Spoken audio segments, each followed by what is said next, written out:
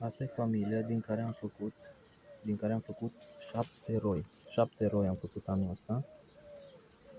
E o matcă din 2022. Ăsta a fost și scopul, ca să înmulțesc.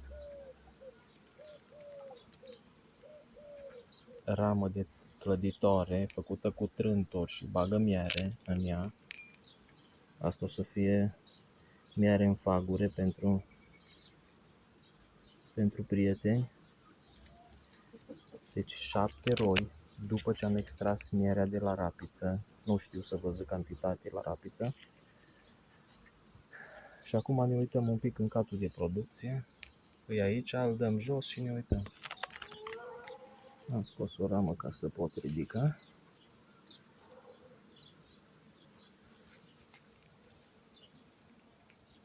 Începe să căpăcească plină la față.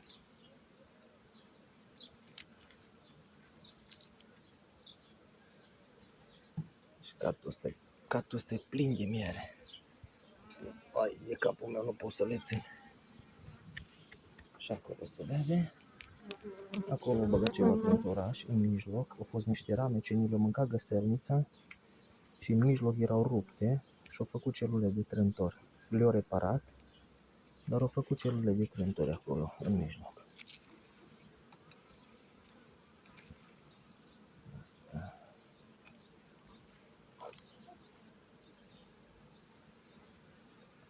Asta. E cu miere și ceva celule de trântor jos.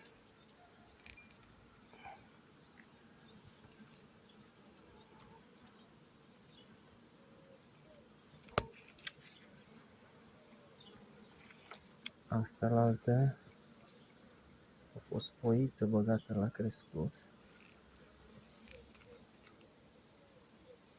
Foiță băgată.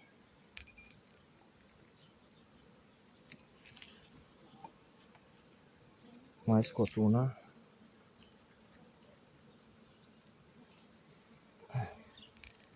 Aici o venit cu puietul matca. Îl lăsăm să iasă petecul ăla și